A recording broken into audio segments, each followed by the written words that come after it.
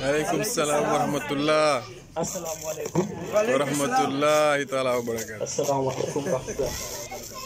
Waalaikum salam warahmatullahi taala wabarakatuh. Yonent bi sallallahu alayhi wa sallam ñoo ngi jiital ci nuyoo bi ci fi yàlla teg askan wi nangu ko muy monsieur le maire Pape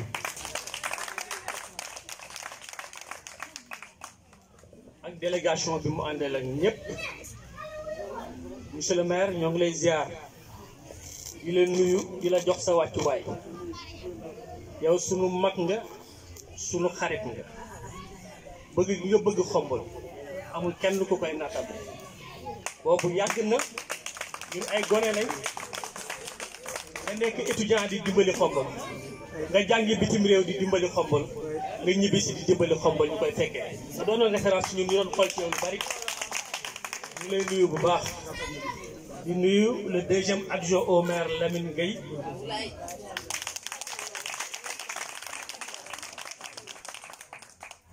sa témérité dans la générosité est une légende. Générosité day am ak fit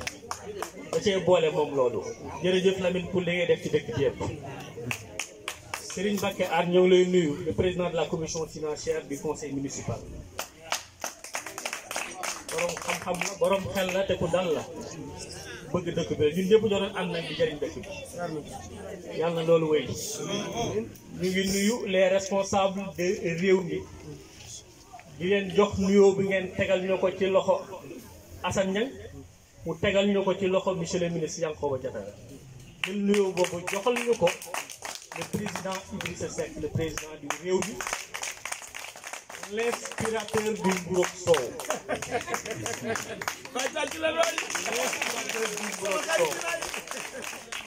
am na ñooñu yàlla da leen a may loo xam ne nii bu ñu yëkkatee baat muy kaf sax nit ñi yëkkati ko muy nekk ca kaw looloo ko dal ci Mburok Sow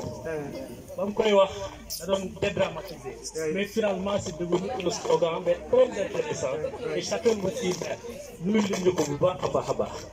Il a fait un choix courageux tànn bu am fit na def ci jamono boo xam ne nii réew mi ñu ngi toog di déglu lu ne ñu jaar ci mbas mi situation économique bi commencé métti nit ñi duñu observer nit ñi di sonn bitim réew di observer Sénégal nan lay comporté woo mu def un choix très courageux politiquement courageux économiquement et socialement qui aura ses retombées d'ici très peu de temps parce que dafa ñëw rejoindre képp ki nga xam ne nii nit ñi dañoo yaakaar ne daa waroon ñëw jàmmaarloo moom. C'est une grande leçon qui nous a été donnée, nous, les acteurs au niveau local.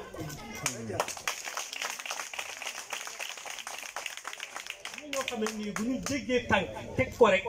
ku ci am tuuti dégg-dégg ak déglu rek di nga ci am une grande inspiration pour déployer ko à des petites échelles. Le pays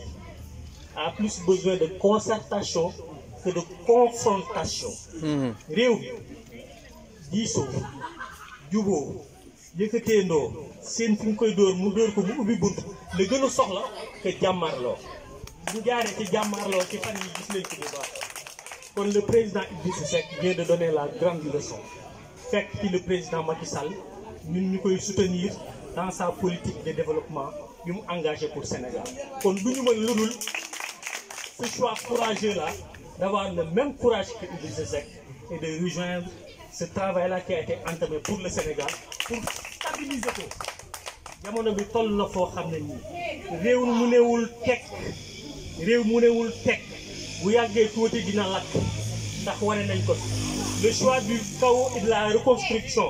dont fait montre certaines personnes il faut que ñun ñu ko daw ko bu baax xam nga la mooy quoi chaos reconstruction